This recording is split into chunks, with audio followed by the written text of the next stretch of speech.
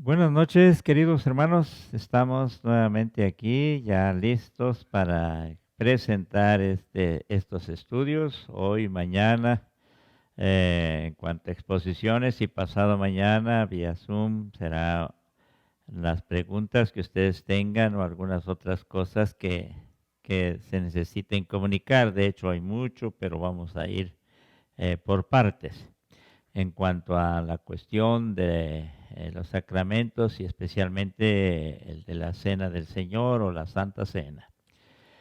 Pues queremos enviarles un saludo con mi esposa, un saludo cariñoso hasta sus hogares y siempre será un motivo especial de gratitud a Dios porque podamos hacer eso y porque ustedes puedan estar después de adorar al Señor listos para escuchar también todo lo que tenga que ver con las cosas de Dios y damos gracias a Dios por ello y también deseamos que la paz de Dios se manifieste en cada uno de ustedes.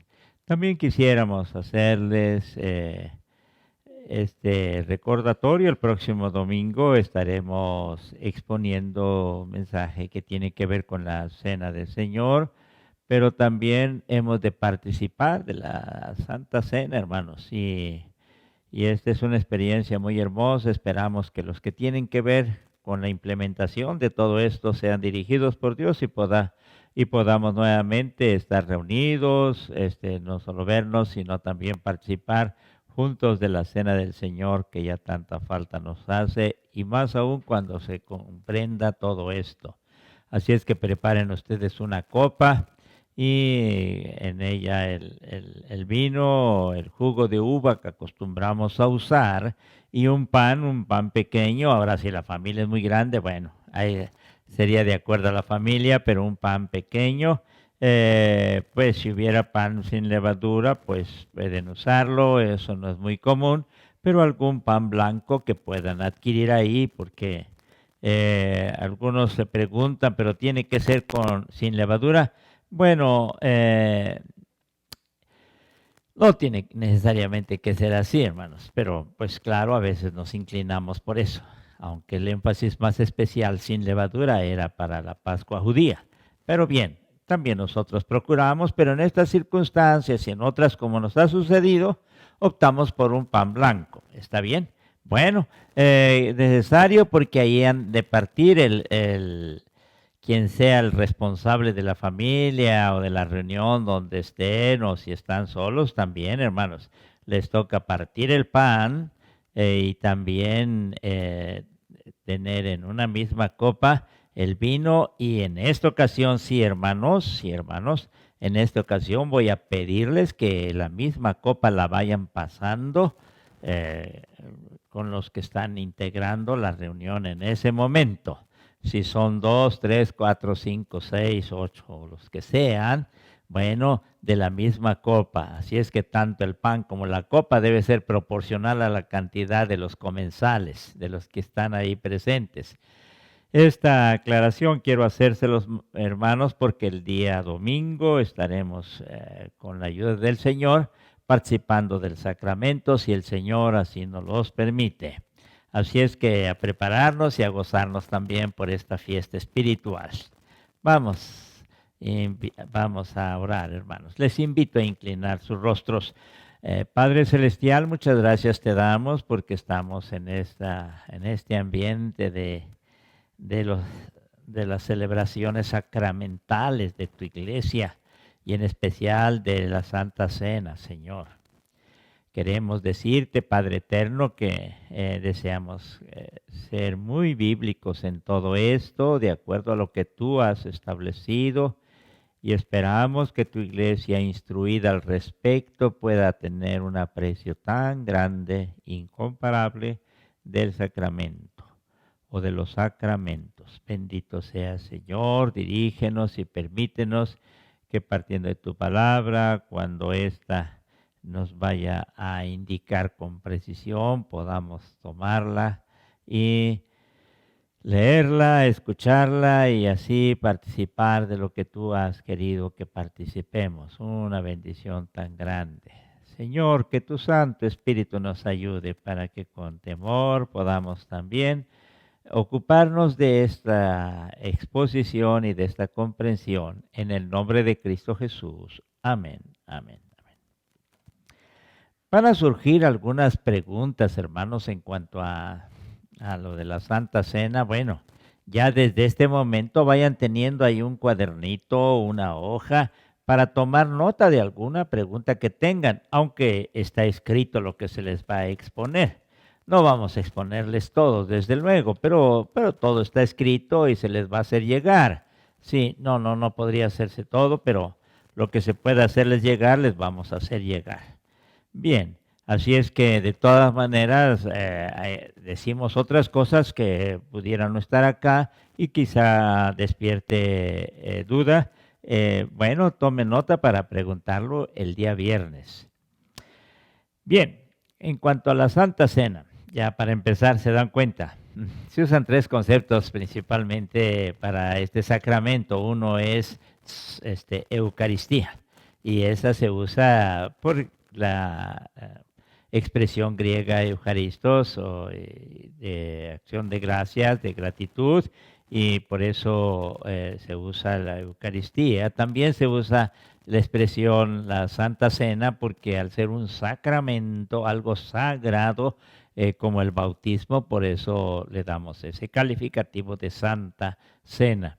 Y también puede ser la Cena del Señor. La expresión la Cena del Señor está tomada principalmente de las palabras de San Pablo. Él es el único que lo expresa así en 1 Corintios capítulo 11, ya ustedes ya les hemos referido. Es más, ya se ha leído esa porción ahora. Así es que hay bastantes inquietudes, bastantes dudas, pero hermanos, es bueno que vayamos adentrándonos en esto. Les comenté lo anterior para que nos demos cuenta que pueden surgir preguntas, hermanos. Bien, vamos. Para que podamos nosotros considerar lo que es la celebración de los sacramentos, les decía, tenemos que depender de los reformadores. Acuérdense ustedes que los reformadores consideraron lo que la Iglesia heredó en base a la palabra de Dios, a los evangelios, y en la práctica ya de la Iglesia se heredó esto, pero se fue perdiendo en los siglos, y ya en la Reforma se fue retomando. Y esto debemos conocerlo bien. Por eso es importante la Reforma, hermanos. No es nada más un acontecimiento histórico secular. En el ámbito religioso es determinante, hermanos, que algunos no le den importancia. La Iglesia sí, porque ya está acostumbrándose a las exposiciones de historia eclesiástica.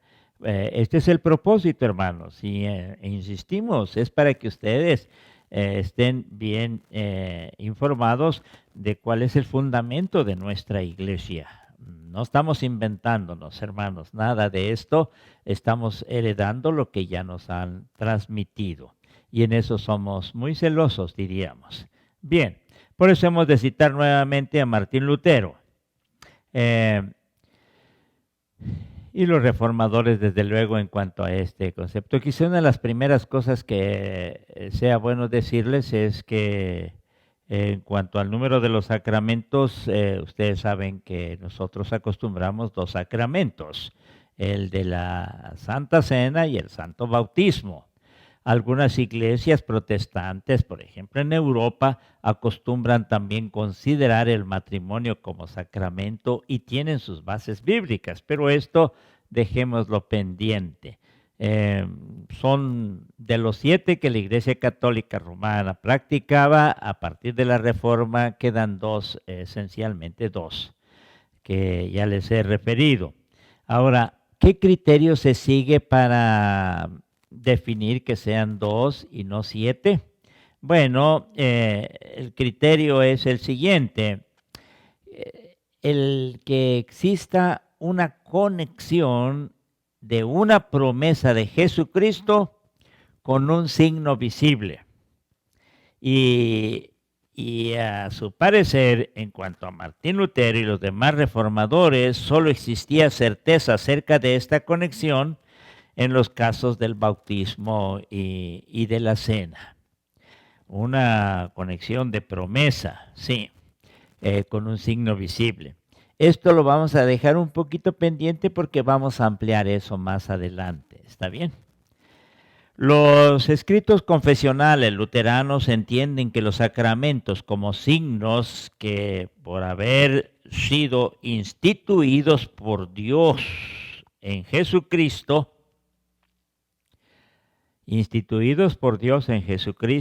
y no introducidos por los hombres. No, esto no tiene nada que ver con la voluntad humana o la iniciativa humana. Es Dios quien estableció eso a través de Jesucristo. Por lo tanto, son auténticamente signos de la gracia. Testimonios visibles de la voluntad salvífica de Dios respecto a los hombres o de los hombres. No simples signos de confesión de fe. No. Son signos, y espero que quede claro esto de signos. También hay algunas cositas que tenemos que ir aclarando. Los signos, entre los reformadores se da el pan y el vino y la palabra, o el pan y el vino, esos son los signos. También vamos a abundar al respecto, pero de una vez procuro aclararles, aunque brevemente. Son auténticos signos de la gracia, se dice, porque ahí es donde se manifiesta la gracia de Dios.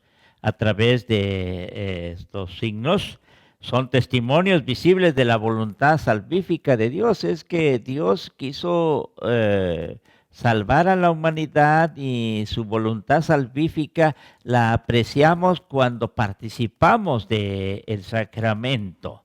Y esto es un testimonio de lo que Dios ha hecho por nosotros, para nuestra salvación.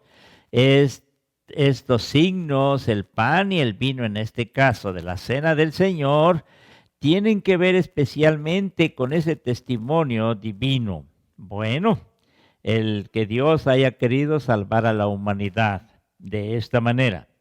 En cuanto a la Santa Cena específicamente, Lutero ya antes había tenido pues grandes dudas al respecto desde que estaba él como un monje en los tiempos de su formación y cuando estuvo en el monasterio. Él ya empezó un proceso de comprensión que iba teniendo una clara diferencia con lo que él había recibido como una tradición. No es de un momento a otro, pero ya cuando se dan algunas decisiones, él va comprendiendo mejor todo esto. Y la doctrina que él conoció, con la que fue formada después de unos 300 años en relación a él, antes 300 años aproximadamente, después vamos a precisar esto, pues él tenía como práctica para esto el concepto, en el concepto de la transustanciación. Y esto le causaba a él pues confusión, habían cosas que no los veía de manera correcta. Y ustedes y yo hemos de saber que la Iglesia Católica Romana pretende que el pan y el vino, oigan bien, la Iglesia Católica Romana pretende que el pan y el vino se conviertan real y esencialmente en cuerpo y sangre de Jesucristo. Y esto es por las palabras de la institución pronunciadas por el sacerdote sobre los elementos. Estos terminan siendo entonces el pan, verdadero cuerpo de Jesucristo, el vino, verdaderamente sangre de Jesucristo, o como se expresa, es real y esencialmente cuerpo de Jesucristo el pan, real y esencialmente sangre de Jesucristo el vino. En otras palabras, que al participar de de estos elementos del pan y del vino se está participando del cuerpo y de la sangre de Jesucristo de una manera real, sustancial. Y esto sí fue preocupante para Lutero y esto hizo que se empezaran a revisar algunas cosas. Ahora, después de participar de este sacramento con este concepto de la transustanciación, entonces quedaba el pan y el vino como accidentes meramente y no como algo que pudiera tener un significado como después lo tuvo. Ahora, claro, aquí había una consecuencia muy delicada, ¿sí? Porque pues convertido el pan en el cuerpo de Jesucristo y el vino en la sangre de Jesucristo, entonces debía adorarse, debe adorarse el pan y el vino, por cuanto vienen a ser cuerpo y sangre de Jesucristo, porque vienen a ser la persona de Jesucristo. Y entonces se demandaría una adoración. Bueno, es lo que sucede, pero se está adorando al pan y al vino. Y esto es ya un aspecto completamente idolátrico. Y me gustaría, hermanos, que ustedes fueran comprendiendo bien, porque a veces hay muchos atrevimientos que tenemos. Y decimos, no, que la Iglesia Católica, miren, debemos ser respetuosos, pero cuando se trata de aclarar las cosas, también debemos aclararlas, pero muy bien fundamentados. No nada más así por así. El que me escuchen ahora va a ayudar para eso, hermanos. Y no se trata de ser anticatólicos para ser, porque así es el evangélico. No, hermanos, eso no hemos enseñado eso en la iglesia. Pero eso sí, bien fundamentados debemos entender por qué nosotros concebimos los sacramentos de otra manera o con las variantes que corresponden. Muy bien, así es que esta cuestión idolátrica es delicada. Y el que sea repetitivo el sacrificio o muerte de Jesucristo una y otra vez también es algo preocupante. Bien, perdón.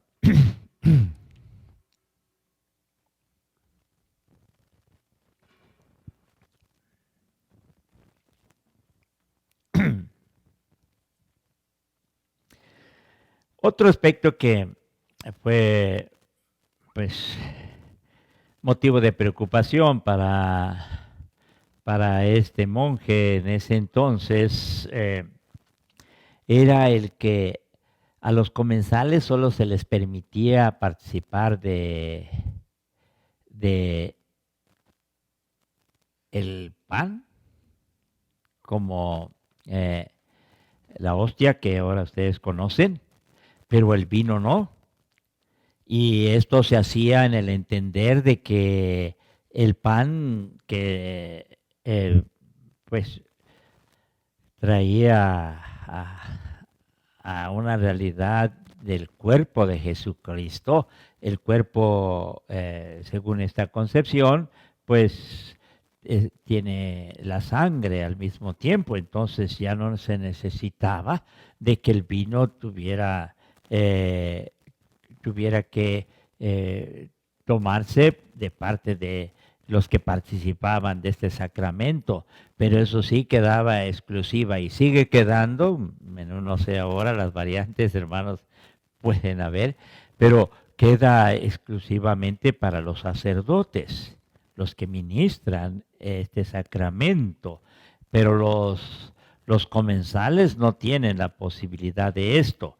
Y esto es delicado, hermanos. Sí, permítanme leerles un poquito esto. Solo los sacerdotes deben recibir también la otra parte del sacramento, el cáliz. Mas la supresión del cáliz pugna manifiestamente con la institución de Cristo. Vamos. Dice San Mateo 26, 27. Y tomando la copa, y habiendo dado gracias, les dio, diciendo, bebed de ella todos. Mateo 26, 27. Tienen estas citas ahí a la mano en los artículos en el artículo que se ha escrito. Y es injusto otorgar a los sacerdotes como privilegio el cáliz del que se priva a los comensales. El apóstol San Pablo nada sabía de tal privilegio. Y aquí tendríamos que ir a 1 Corintios, capítulo 11, 25, 29. Quiero decirles, ya se les ha dicho, este es uno de los 4 relatos que tenemos en el Nuevo Testamento en relación a la Santa Cena. Están los sinópticos, Mateo, Marcos y Lucas, con sus referentes o con sus citas, y también 1 Corintios. En 1 Corintios, capítulo 11, de los versículos, y es que conviene también por algo más que vamos a referir, de los versículos 23 al 25, dice así, de 26, vamos hasta el 26. Porque yo recibí del Señor lo que también os he enseñado, que el Señor Jesús, la noche que fue entregado, tomó pan. Y habiendo dado gracias, lo partió y dijo, tomad, comed, esto es mi cuerpo que por vosotros es partido, haced esto en memoria de mí. Asimismo tomó también la copa, versículo 25. Asimismo tomó también la copa, después de haber cenado, diciendo, esta copa es el nuevo pacto en mi sangre. Haced esto todas las veces que la bebiereis, en memoria de mí. Así pues, todas las veces que comiereis este pan y bebiereis esta copa, la muerte del Señor anunciáis hasta que Él venga. Por estas referencias bíblicas no hay base como para excluir a los comensales en cuanto al vino. Bueno, entonces esta exclusión es grave y por eso surgen esas inconformidades y esos desacuerdos, y en este caso específicamente en Martín Lutero, bueno, en todos estos reformadores. Además, el dogma de la transustanciación, el dogma de la transustanciación, porque es un dogma, algo que está establecido y así va a suceder, no hay cambios. Este dogma se declaró, pero ya muy pasados los siglos, porque fue en el año 1215 cuando se estableció el dogma de la transustanciación. Y como ya lo hemos visto, donde el pan se convierte verdaderamente en el cuerpo de Jesucristo y el vino se convierte en la sangre de Jesucristo, verdadero cuerpo, verdadera sangre, y donde el pan y el vino dejan de verse como tales y se considera sustancialmente con estas características. Esto se dio en el 1215, ya habían pasado ¿cuántos siglos, hermanos? ¿Cuántos siglos? Muy bien. Lutero, pues, desechó esta doctrina contraria a la Escritura y afirmó únicamente la presencia real, sí, pero espiritualmente. Presencia real, pero espiritualmente. Ustedes han escuchado esto cuando ministramos la cena del Señor. Del cuerpo y la sangre de Cristo en el pan y en el vino. Presencia real, pero espiritual, no física. O como en la transustanciación. Lutero vivió un cierto proceso, hermanos. Después ya empezó a considerarse otro concepto como la consustanciación.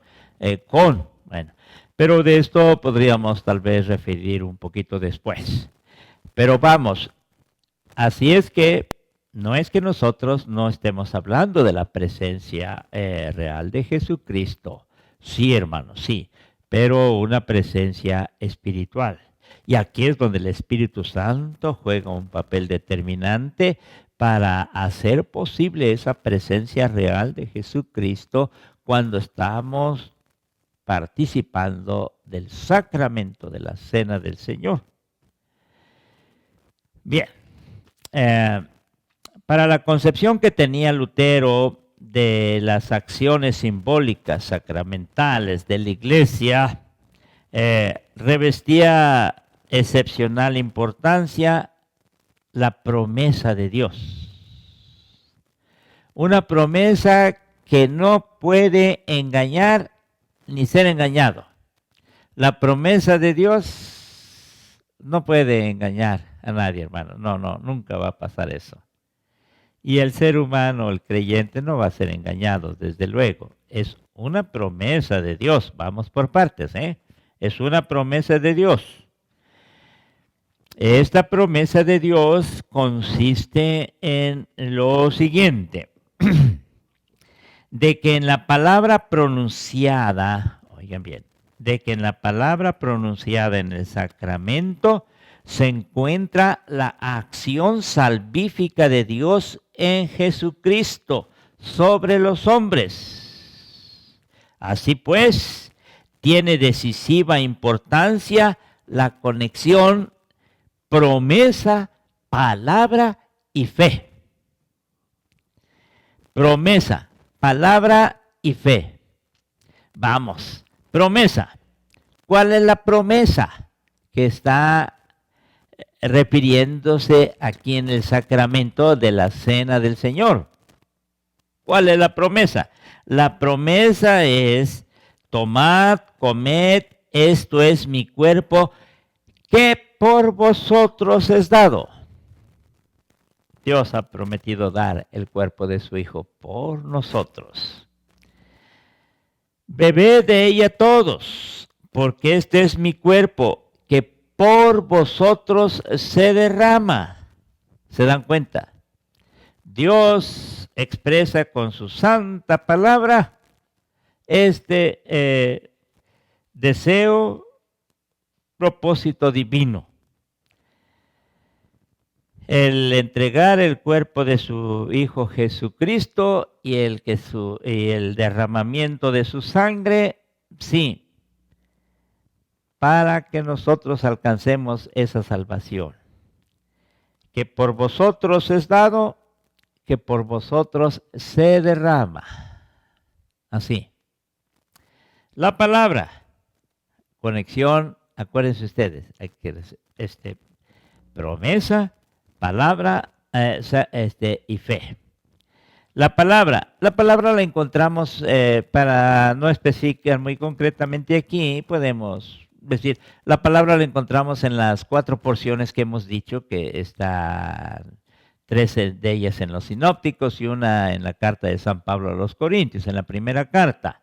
Ya lo tienen ahí, no necesitaríamos trasladarnos a ello, tal vez sí referir las porciones.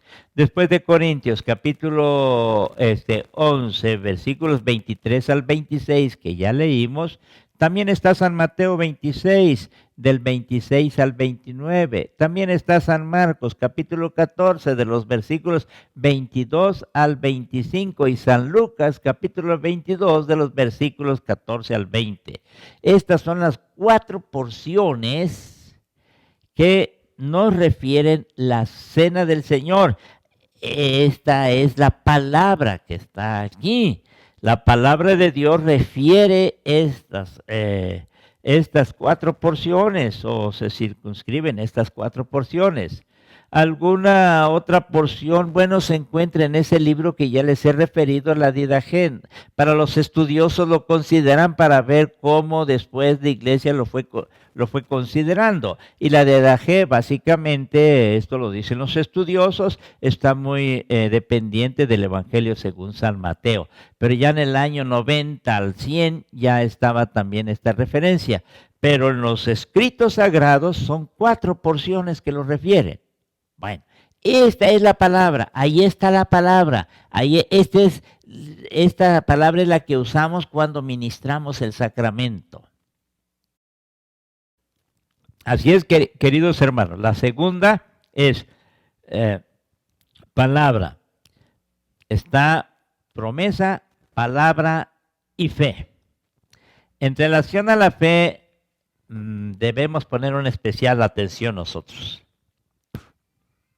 Si el hombre es creyente, es decir, si acepta la palabra de Cristo como roca y fundamento, y esta palabra que se está refiriendo aquí en estas porciones bíblicas, si se deja agraciar sin confiar en las obras humanas, no por lo que él haga, sino por lo que Cristo hizo, o Dios en Cristo Jesús, entonces la fe anunciada en el sacramento produce salvación. La fe anunciada en el sacramento produce salvación.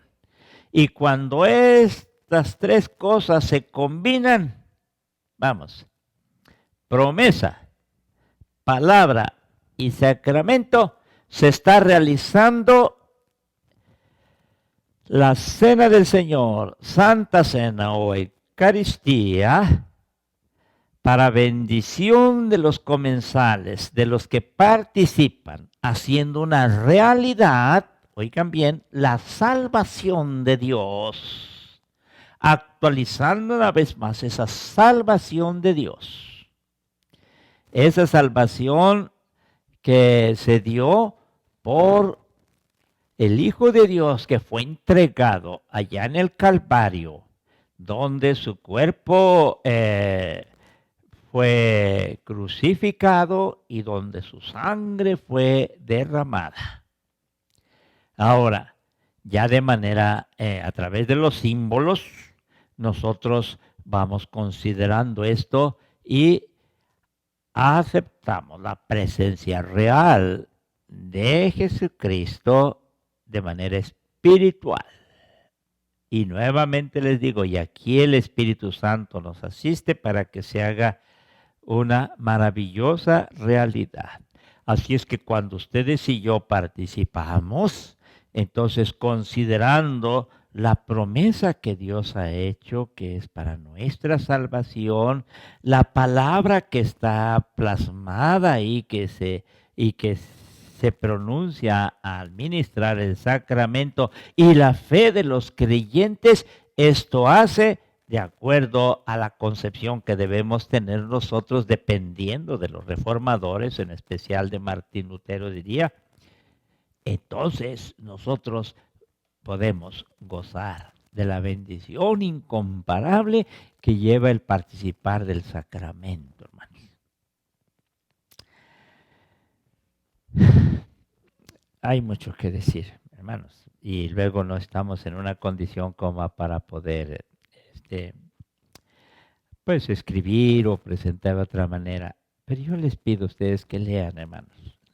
Lean lo que está escrito. No duden, hermanos. Estamos tratando de ser muy serios en este trabajo. Y si quieren comentarlo con otros, coméntenlo, hermanos. Hay toda una base histórica y estamos dependiendo completamente de lo que en la Reforma se dio. Así es que, queridos hermanos, no vamos a abundar más. Ya estoy en ese deseo de hacerlo, pero nos detenemos aquí. Mañana vamos a continuar, hermanos. Vamos a continuar con la exposición. Hasta aquí lo dejamos pendiente. Y yo quiero pedirles también que no solo lean este material, sino que oren a Dios para que nos permita no solo comprender esto, sino el domingo participar de la cena del Señor. Padre Celestial, muchas gracias por lo que tú has hecho. Cuando participamos en tu cena, cuando tú nos invitas a ella, debiéramos sentirnos tan dichosos. Perdónanos, Señor, porque por algunas razones quizá se ha tomado a menos, pero hay un interés especial porque se reconsidere la inmensa importancia que tiene el sacramento de la cena.